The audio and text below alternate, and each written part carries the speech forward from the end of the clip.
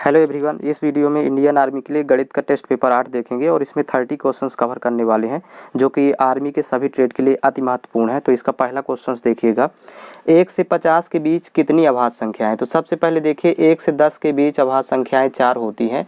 तो यहाँ पर लिखेंगे 2, 3, 5, 7। ये जानकारी ज़रूरी है क्योंकि कभी कभी 1 से 10 के बीच भी पूछ लेता है। 20 के बीच देखेंगे तो इसके बीच 4 अभाज्य संख्याएँ होती हैं, 11, 13, 17 और 19। और इसी तरह देखिए 20 से 30 के बीच अभाज्य संख्याओं की संख्या 2 होती है। तो यहाँ पर लिखेंगे 20 से 30 के बीच 23 और 29 आता है, 23, 29। और 30 से 40 के बीच देखेंगे अभाज्य संख्याएं स्वयं और एक के अलावा किसी से नहीं कटती, इतना याद रखिएगा। तो इसमें भी 2 होती हैं 30 से 40 के बीच, तो यहाँ 31 आएगा और 37 आता है। अब 40 से 50 के बीच 3 अभाज्य संख्याएं होती हैं, तो ध्यान दीजिएगा 41, 43 और 47। अब इनको टोटल यदि जोड़ दें तो देखिएगा 1 से 50 के बीच कुल अभाज्य संख्या है 4, 4, 8, 8, 4, 12, 3, 15। तो इसका उत्तर होगा 15। नेक्स्ट क्वेश्चन देखेंगे, एक कार्टून में 125 पुस्तकें पैक होती हैं। 35,875 पुस्तकों को पैक करने के लिए कितने कार्टूनों की आवश्यकता होगी। तो देखिए एक कार्टून में पुस्तक आती है 125। अब कह रहा पुस्तकों की संख्या 35,875 के लिए कितने कार्टून चाहिए। तो यहाँ पर भाग कर देंगे 35,875 भागे हो जाएगा 125। तो भाग करने पर यहाँ पर वैल्यू आएगी, ये कार्टूनों की संख्या होगी।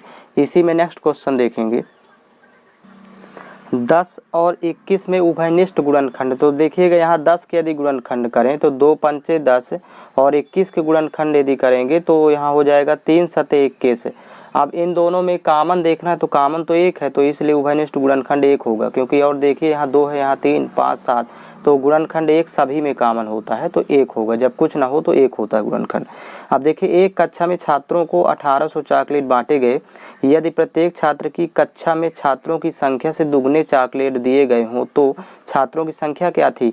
तो यहाँ पर देखिएगा छात्रों की संख्या यदि x मान लें और चॉकलेट दुगने दिए गए छात्रों की संख्या से, तो यहाँ पर चॉकलेट की संख्या 2x मान लें। इन दोनों को यदि गुणा करें x गुणे 2x तो टोटल चॉकलेट की संख्या है 1800। x छात्रों को 2x चॉकलेट दिया जाए प्रत्येक को तो कुल चॉकलेट 1800। अब यहाँ से 2 1 कम 2 कैंसिल आउट करेंगे, 2 9 18। तो x स्क्वायर बराबर वैल्यू हो गई 900 और 900 30 का स्क्वायर होता है। तो x स्क्वायर बराबर 30 स्क्वायर, जो कि स्क्वायर स्क्वायर कैंसिल आए होगा। तो 30 छात्र होंगे, छात्रों की संख्या 30 होगी। और 5 + 5 - 5 भागे 5 बराबर क्वेश्चन मार्क। तो सबसे पहले यहाँ पर भाग करेंगे बारमास का रूल के अकॉर्डिंग। तो 5 भागे 5 करेंगे तो 1 आएगा और यहाँ 5 5 10 -1 करेंगे तो वैल्यू 9 आ जाएगी। तो ये इसी में सल्यूशन इसका सॉल्व हो गया। सबसे पहले छोटा ब्रैकेट सॉल्व किया जाता है इसमें बारमास के रूल के अकॉर्डिंग। तो छोटे ब्रैकेट को जब सॉल्व करेंगे देखिएगा तो यहाँ पर वैल्यू मिलेगी, ये लिखा है 5/6 - 1/3 + 1/2। अब देखिए सभी का हर समान किया जा सकता है। ये 6 है तो इसको भी 6 बना सकते हैं, तो 2 का गुणा करेंगे अंश और हर दोनों में। और इसको भी 6 बनाना है तो 3 का गुणा करेंगे, 2 3 6, यहाँ भी 3 का गुणा। तो वैल्यू आ जाएगी देखिए 5/6 माइनस यहाँ 2 1 कम 2/6 और प्लस 3 1 कम 3/6। तो एलसीएम लेंगे तो ये एलसीएम 6 आ जाएगा, हर समान है तो अंशों को सीधा सीधा जोड़ेंगे। तो 5 और 3 8, 8 में 2 घटाएंगे तो 6 आएगा। तो 6/6 का मतलब 1 आया। तो ये छोटे ब्रैकेट को सॉल्व करने पर तो 1 आया। अब मझिला ब्रैकेट सॉल्व करेंगे, इसको 3 स्टेप में सॉल्व किया जाता है, उत्तर 3 स्टेप में आ जाएगा। तो मझिला ब्रैकेट में देखिए 1/4 है और प्लस ये वैल्यू 1 आ गई। तो जोड़ेंगे जब देखें तो 4 1 कम 4 1 5/4 हो जाएगा। अब इसमें यहाँ ध्यान देंगे, यहाँ पर देखिएगा 5/4 इसको सॉल्व करने पर आया। अब इसको लास्ट में बड़ा ब्रैकेट सॉल्व करेंगे। बड़ा ब्रैकेट में देखिए बड़े ब्रैकेट में लिखा है 1/5 + 5/4। इसको सॉल्व करेंगे तिरिया गुणा, तो 4 1 कम 4 और प्लस 5 5 25 बटे 5 चौक 20। तो यहाँ पर हो जाएगा 25 4 29/20। ये बड़ा ब्रैकेट लास्ट में फाइनल आंसर आ जाएगा। तो यहाँ पर देखेंगे 9/20 और माइनस, ये माइनस था बड़े ब्रैकेट के पहले, तो 29/20। तो वैल्यू हो जाएगी -20 20 कैंसिल करेंगे तो -1 होगा इसका मान। ये इस तरह सॉल्व करेंगे।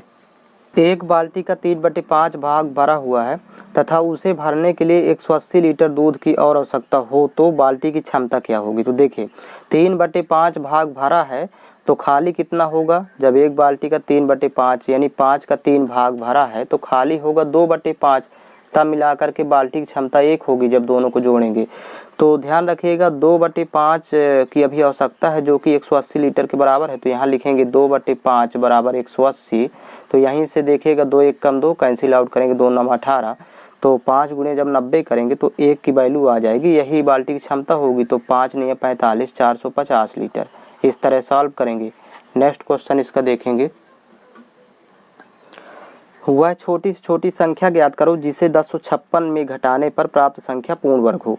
तो ध्यान रखिए जब भी घटाने जोड़ने की बात करें तो दी गई संख्या का वर्गमूल भाग भी से निकालेंगे। तो देखिएगा भाग भी से निकालने पर जो शेष बचेगा लास्ट में वही संख्या घटाई जाएगी घटाने के लिए, तो अभी संख्या हो जाएगी 32। ऐसे सॉल्व करेंगे। नेक्स्ट क्वेश्चन देखिएगा। क्यूब रूट ऑफ 1 धन क्यूब रूट ऑफ 343। तो इसको सबसे पहले अंदर वाले का घनमूल निकालेंगे। तो 343 का घनमूल होता है, देखिएगा 1 धन ये लिखेंगे 7, इसका घनमूल होगा 7, और 7 और 1 8, 8 का घनमूल हो जाएगा 2, तो इसका सल्यूशन हो जाएगा 2। नेक्स्ट क्वेश्चन है y क्यूब का स्क्वायर गुणे y की पावर 4 बटे y की पावर 10 बराबर y की पावर n हो तो n का मान क्या होगा। तो देखिए यहाँ स्क्वायर का स्क्वायर है तो आपस में गुणा हो जाएगा, तो y पावर 6 हो जाएगा, 3 दूनी 6, और बटे में लिखा है y पावर 10, यहाँ गुणे में देखिएगा y की पावर 4 है और ये बटे y की पावर 10, अब बराबर यहाँ लिखेंगे y की पावर n। तो देखिए इसको जब सॉल्व करेंगे तो जब गुणा में आधार समान हो तो घातें जुड़ जाती हैं, तो 6 4 10 हो जाएगा, और यहाँ भी नीचे हर में भी देखिए लिखा है y की पावर 10 और बराबर y की पावर n। अब भागफल में आधार समान हो तो घातें घटती हैं, तो y की पावर 10 माइनस 10 करेंगे और ये वैल्यू हो जाएगी y की पावर n। तो देखिएगा ये y की पावर यहाँ 0 बचेगा बराबर y की पावर n। तो यहाँ आधार यदि समान हो अब दोनों साइड तो घातें भी समान होती हैं, तो यहाँ पर n की वैल्यू 0 हो जाएगी, यही फाइंड आउट करना था। नेक्स्ट क्वेश्चन देखेंगे। 6 5 x 4 15 का औसत 12 हो तो x का मान क्या होगा। तो देखिए यहाँ पर औसत दे रखा है, औसत बराबर 12, तो यहाँ पर औसत का फार्मूला होता है कि आंकड़ों का योग बटे आंकड़ों की संख्या। तो यहाँ पर जोड़ेंगे पहले, तो 6 + 5 + x + 4 + 15 और बटे आंकड़े हैं 5, तो बटे 5 और बराबर ही लिखेंगे 12। अब 12 पंचे 60 हो जाएगा यहाँ पर गुणा करने पर, और 6 5 गिरा 4 15 15 30, तो 30 + x बराबर हो जाएगा, जब गुणा करेंगे इसका 12 से तो 12 पंचे 60, तो x बराबर 75 कर देंगे तो वैल्यू 30 हो जाएगी, यही फाइंड आउट करना था। नेक्स्ट क्वेश्चन देखेंगे। 3 घंटियाँ एक साथ प्रातः 7:30 पर बजी और यदि वे क्रमशः 4 5 तथा 6 मिनट के बाद बार बार बजती हों तो कितने बजे वे फिर एक साथ बजेंगी। तो सबसे पहले इस तरह के प्रश्न में दी गई संख्या का पहले एलसीएम निकालेंगे, 4 5 6 का एलसीएम।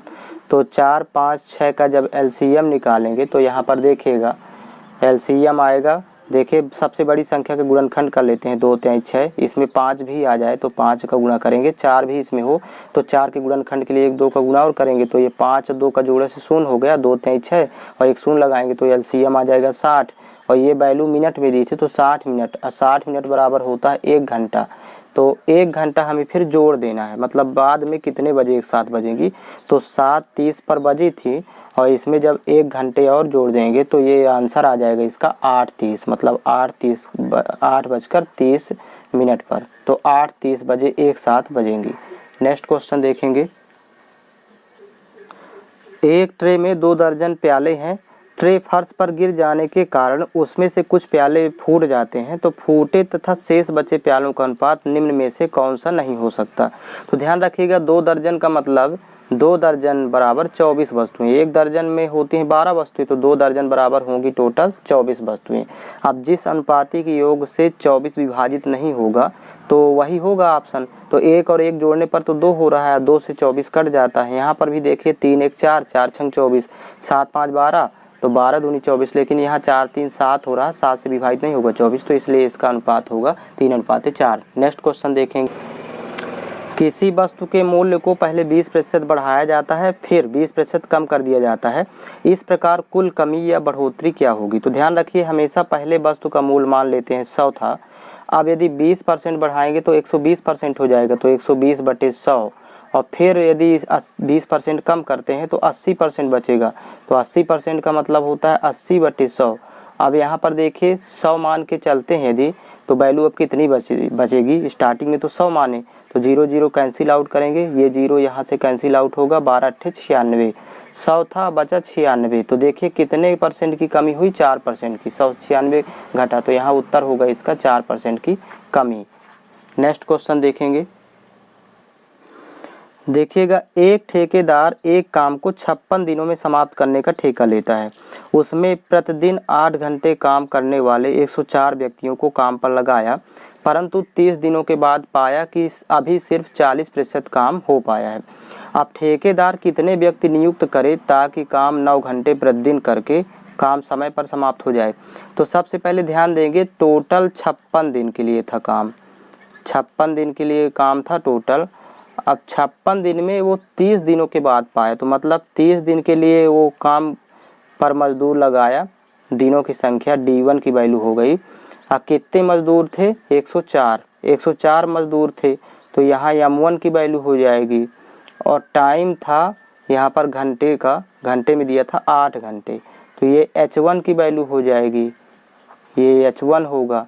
तो यहाँ देखिएगा एक फार्मूला होता है चैन रूल का, और 40% काम हुआ था, तो 40% का मतलब होगा 40/100, और 40/100 का मतलब 20 दूनी 40, 20 पंचे 100, 2/5 भाग, 2/5 भाग ही काम हुआ। अब देखिए यदि अब 30 दिन के बाद पाया, तो 30 दिनों तक तो काम हुआ। अब 56 था, तो यहाँ बचेगा 26 दिन।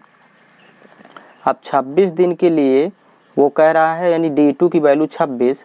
अब कितने मजदूर, तो यहाँ M2 की वैल्यू निकालना है, और काम करते हैं 9 घंटे प्रतिदिन, तो यहाँ 9 घंटे दिया है, मतलब H2 का मान दिया है। और काम बचा जब 2/5 भाग हो गया, तो यहाँ काम बचा 3/5 भाग। देखिए 2/5 भाग हुआ था, 3/5 भाग बचा। तो यहाँ एक चैन रूल का फार्मूला लगेगा। तो चैन रूल का फार्मूला होता है M1 D1 H1 अपान W1 बराबर M2 D2 H2 अपान W2। तो देखिए इसी में फार्मूले में वैल्यू को पुट करेंगे दोनों तरफ की। तो M1 स्टार्टिंग में दिया है 104, ये M1 104 है। तो देखिए इसको अब सॉल्व करते हैं यहीं पर, तो यहाँ हो जाएगा 104 गुणे M1 D1 की वैल्यू दिया है 30 गुणे H1 की वैल्यू दिया है 8, और ये काम हुआ था मात्र 40%, तो 2/5 काम हुआ बराबर M2 की वैल्यू निकालना है, इसमें नहीं दिया, M2 निकालेंगे।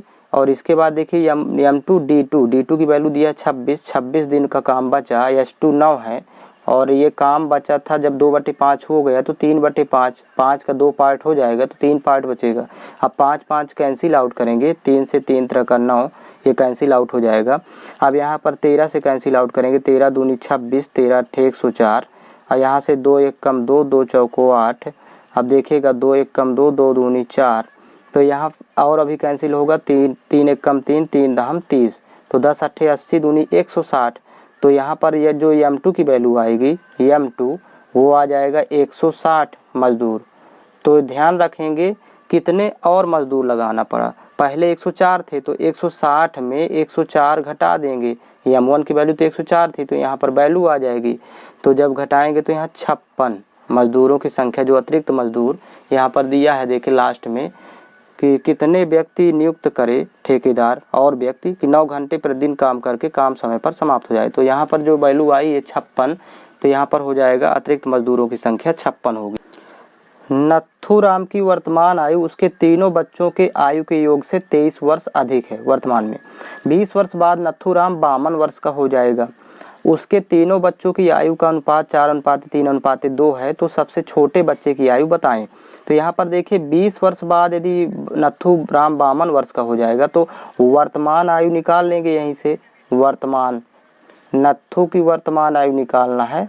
तो देखिएगा वर्तमान आयु, तो 20 घटा देंगे, 52 में 20 घटा देंगे, तो यहाँ पर 20 माइनस करेंगे तो 32 वर्ष होगी वर्तमान आयु। अब कह रहा है कि तीनों बच्चों की आयु के योग से 23 वर्ष अधिक है वर्तमान में, तो तीनों बच्चों की आयु हो जाएगी, वर्तमान आयु देखिएगा, तीनों बच्चों की कुल आयु या वर्तमान आयु, कुल आयु बराबर यहाँ पर 32 में घटा देंगे 23, क्योंकि तीनों बच्चों की आयु के योग से 23 वर्ष अधिक है वर्तमान में। तो तीनों बच्चों की कुल आयु का योग वर्तमान में 9 वर्ष हो जाएगा। अब लेकिन अनुपात दिया है वर्तमान का 4:3:2, तीनों बच्चों की आयु के अनुपात का योग देखिएगा, अनुपात दिया है 4:3:2। अनुपातिक योग देखेंगे 4:3:7:2 9 हो रहा है और वर्तमान आयु का योग 9 वर्ष है, तो 1 बराबर हो जाएगा 1 वर्ष, 1 अनुपात की वैल्यू। तो सबसे छोटे बच्चे की आयु निकालना था तो 2 बराबर निकालना है, तो 2 वर्ष हो जाएगी, 2 बराबर 2 वर्ष, जब 1 बराबर 1 तो 2 बराबर 2 वर्ष, यही फाइंड आउट करना है। नेक्स्ट क्वेश्चन देखेंगे, कितने धन पर x% वार्षिक दर से x वर्ष का साधारण ब्याज x रुपए होगा। तो यहाँ पर धन का मतलब मूलधन पूछ रहा है। मूलधन का सूत्र होता है, मूलधन बराबर होता है, देखिएगा डायरेक्ट निकालने का फार्मूला, ब्याज गुणे 100 बटे दर गुणे समय। तो यहीं पर वैल्यू पुट कर देंगे तो आंसर आ जाएगा। तो देखिए ब्याज दिया है x रुपए और गुणे 100 बटे दर भी x% है और समय भी x वर्ष है, तो x कैंसिल करेंगे तो 100 बटे x रुपए होगा मूलधन। इस तरह फाइंड आउट करेंगे। नेक्स्ट क्वेश्चन इसका देखेंगे, 10 लाख की राशि चक्रवृद्धि ब्याज की दर से कर्ज के रूप में ली जाती है। यदि ब्याज की दर प्रथम वर्ष 2%, दूसरे वर्ष 4% तथा तीसरे वर्ष 5% वार्षिक हो तो 3 साल बाद वह राशि कितनी हो जाएगी। तो शुरू की वैल्यू दिया है इसमें, जब प्रारंभिक मान दिया हो, देखिएगा 10 लाख रुपए है तो 10 लिख के 5 शून्य। अब बाद की पूछ रहा है तो इसमें पहले वर्ष 2% की वृद्धि हुई तो यहाँ पर 102 बटे 100, फिर गुणे दूसरे वर्ष 4% की वृद्धि हुई तो 104 बटे 100, फिर गुणे तीसरे वर्ष 5% की वृद्धि हुई तो 105 बटे 100।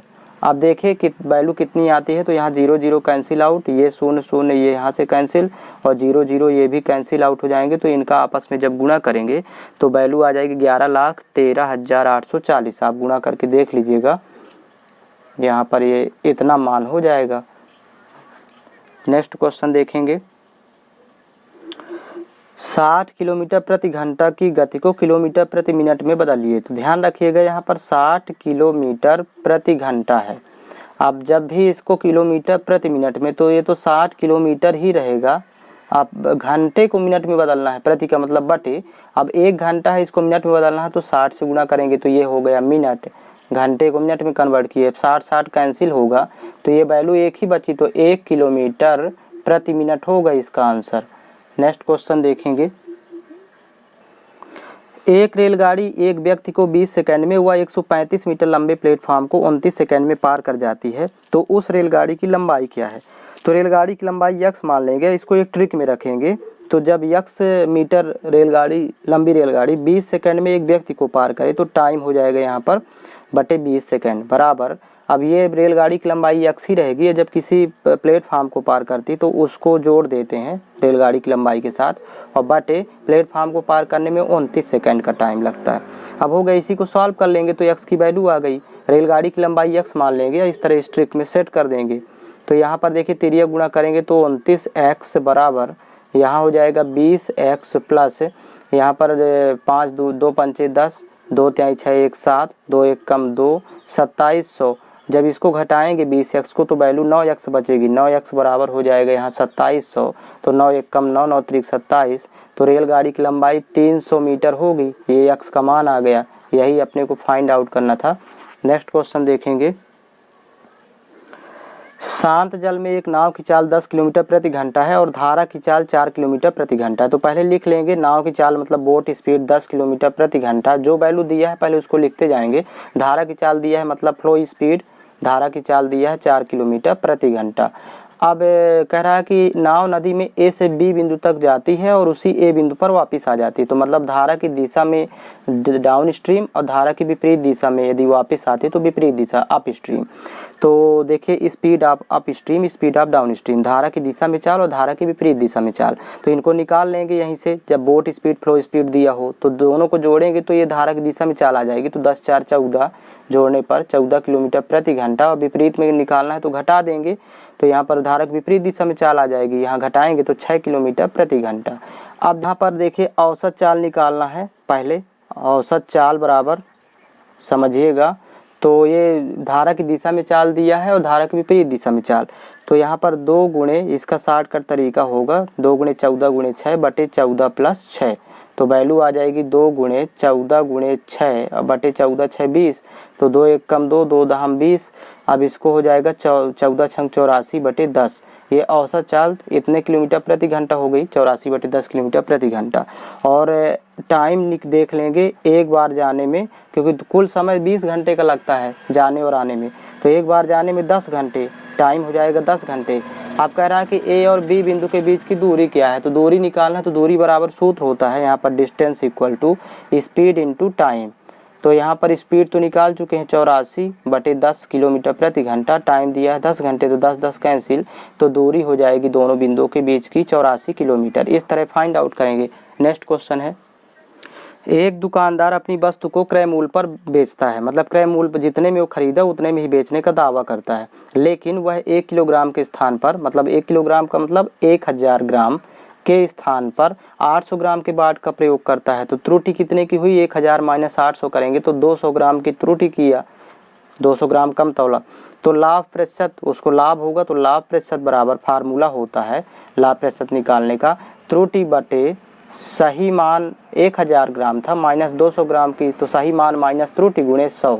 ये लाभ प्रतिशत का फार्मूला होता है, त्रुटि बटे सही मान माइनस त्रुटि गुणे 100। तो यहाँ 200 और बटे या वैल्यू बचेगी 800 गुणे करेंगे 100, तो 0 0 ये कैंसिल आउट, 2 1 कम 2 2 चौको 8, 4 से इसको कैंसिल आउट करेंगे 25 चौको 100, तो लाभ होगा 25%। इस तरह फाइंड आउट करेंगे। नेक्स्ट क्वेश्चन है, एक समबाहु त्रिभुज के तीनों कोनों पर 3 गायों को 14 मीटर लंबी रस्सी से बांध दिया जाता है, तो वे कितने क्षेत्र पर घास चरेंगी। इसके लिए पहले लिखेंगे एक गाय द्वारा चरे गए भाग का क्षेत्रफल। तो एक गाय द्वारा चरे भाग का क्षेत्रफल त्रिज्या खंड के क्षेत्रफल के बराबर होगा। तो इसका सूत्र होता है थीटा बटे 360 इंटू पाई आर स्क्वायर। अब यहाँ थीटा की वैल्यू 60 डिग्री होगी, क्योंकि समबाहु त्रिभुज है तो प्रत्येक कोण 60 होता है, और त्रिज्या हो जाएगी रस्सी की लंबाई मतलब 14 मीटर। तो वैल्यू पुट कर देंगे तो देखिएगा आ जाएगा 60 बटे 360 गुणे पाई की वैल्यू 22 बटे 7 इंटू त्रिज्या 14 है तो 14 गुणे 14, 7 1 कम 7 7 दूनी 14, यहाँ से इसको 0 0 कैंसिल, 6 1 कम 6 6 6 36 हो जाएगा, 2 1 कम 2 2 तिहाई 6, मतलब यहाँ हो जाएगा 14 गुणे 22 या 22 गुणे 14 बटे 3। ये सेंटीमीटर स्क्वायर होगा एक गाय द्वारा चरे गए क्षेत्र का क्षेत्रफल। तो यहाँ 3 गाय है प्रश्न में, तो गायों द्वारा, तो यहाँ पर देखिएगा 14 22 गुणे 14 बटे 3, गुणे कर देंगे 3 3 3 कैंसिल, 14 दूनी 28, 14 दूनी 28 2 30, तो 308 मीटर स्क्वायर हो जाएगा। ये इसका सल्यूशन। नेक्स्ट क्वेश्चन है, एक बेलन की त्रिज्या और ऊंचाई में अनुपात 5:7 है तथा आयतन 550 घन सेंटीमीटर है, तो इसकी त्रिज्या क्या होगी। तो यहाँ पर ऊंचाई और त्रिज्या में अनुपात दिया है, तो यहाँ पर मान लेंगे इसको 5x और ये मान लेंगे 7x, मतलब त्रिज्या 5x और ऊंचाई 7x। अब आयतन दिया है देखिएगा, तो बेलन का आयतन होता है पाई आर स्क्वायर एच, बराबर दिया है 550, वैल्यू पुट करेंगे पाई की, तो 22 बटे 7 गुणे त्रिज्या 5x है तो 5 गुणे x गुणे 5x, और ऊंचाई 7x माने हैं तो यहाँ 7x पुट कर देंगे बराबर 550। अब कुछ नहीं है, इसमें कैंसिल आउट करेंगे, 11 दूनी 22, 11 पचे 55, अब यहाँ से 5 1 कम 5, 5 दहम 50, सॉरी 2 1 कम 2, पहले इससे कैंसिल आउट करेंगे और 5 से 5 कैंसिल आउट और 7 से 7, तो मतलब वैल्यू एक बची उस साइड है, x क्यूब हो जाएगा, x गुणे x और ये 1 क्यूब हो जाएगा, तो x की वैल्यू कितनी आ जाएगी 1। अब त्रिज्या ऑलरेडी 5x है तो 5 गुणे जब 1 करेंगे तो वैल्यू 5 सेंटीमीटर हो जाएगी, और ऊंचाई 7 सेंटीमीटर। इस तरह फाइंड आउट करेंगे। Next question, 6 minus x square के गुणनखंड क्या है। तो यहाँ पर देखिएगा गुणा करने पर माइनस का 6 हो, जोड़ने घटाने पर माइनस का 1, तो 6 माइनस एक्स स्क्वायर, बीच वाले पद को 2 पदों में बांटेंगे तो 6 माइनस 3x और प्लस 2x और माइनस एक्स स्क्वायर। कॉमन यहाँ से ले लेंगे तो दोनों से 3 कॉमन है, उभयनिष्ठ है, तो यहाँ 2 माइनस एक्स वैल्यू बचेगी, और इधर दोनों से x कॉमन ले लेंगे तो यहाँ 2 माइनस एक्स, तो एक गुणनखंड हो जाएगा 3 प्लस एक्स, ये जो बाहर वाली संख्या है, और दूसरा गुणनखंड हो जाएगा 2 माइनस एक्स। नेक्स्ट क्वेश्चन देखेंगे, 100 और 200 के बीच कितनी संख्याएं हैं जो 13 से विभाजित है। तो इस तरह के प्रश्न में छोटी वाली को एक पहले बढ़ा लेंगे और बड़ी संख्या को एक कम कर लेंगे, मतलब 199। अब इसमें 13 से भाग करेंगे 101 में और माइनस 199 में 13 से भाग करेंगे और पूर्णांक मान निकालना है। तो 13 सते 91 7 बार जाएगा, 8 बार में ज़्यादा हो जाता है। और 13 एक कम 13 देखिएगा, 13 एक कम 13 फिर 6 69 हुआ, तो 13 पचे 65। ये पूर्णांक निकाल लेना है। 15 में 7 घटाएंगे तो 8 होगा। तो 8 संख्याएं ऐसी होंगी जो 13 से पूरी विभाजित हो जाती है। नेक्स्ट क्वेश्चन, अगले क्वेश्चन देखिए। सरसमीका है, यहाँ पर 2 बार गुणा किया तो A square plus A B square minus 2ab। तो a माइनस बी का होल स्क्वायर मतलब 81 माइनस 68 का होल स्क्वायर करेंगे तो वैल्यू बचेगी 13, क्योंकि 11 में 8 घटाएंगे 3 और 7 में 6 1, तो 13 का स्क्वायर 169 होता है। इस तरह इसको सॉल्व करेंगे। इसमें सरसमीका लगाएंगे a माइनस बी का होल स्क्वायर। 10 किलो चाय व 8 किलो काफ़ी का मूल्य 146 रुपये है तथा 6 किलो चाय और 5 किलो काफ़ी का मूल्य 89 रुपये है। तो 1 किलो चाय व 1 किलो काफ़ी का मूल्य क्या होगा। तो इसमें यक्स मान लेंगे, 1 किलो चाय का मूल्य यक्स और 1 किलो काफ़ी का मूल्य यक्स और वाई मान लेंगे। तो 10 किलो चाय का हो जाएगा, जब 1 किलो चाय का यक्स तो 10 किलो चाय का 10x समीकरण पहले इसमें बनाएंगे। और 1 किलो काफ़ी का वाई है तो 8 किलो काफ़ी का 8y, तो 10x प्लस 8y बराबर 146। ये समीकरण फर्स्ट बन जाएगा। और दूसरा बनेगा 6 किलो चाय है तो 6x प्लस 5y, यहाँ पर देखिए 5 किलो काफ़ी का मूल्य 89, तो ये 89 समीकरण, इसको 2 बनाएंगे। अब ये a1 का मान है, ये b1 का है, ये c1 का, और यहाँ a2 b2 और ये c2। तो यहाँ वज्र गुणनखंड वैदिक परावर्त सूत्र से डायरेक्ट वैल्यू निकालेंगे x की। तो b1 c2 minus b2 c1 अपान फार्मूले में फिर रख देंगे a2 b1 minus a1 b2।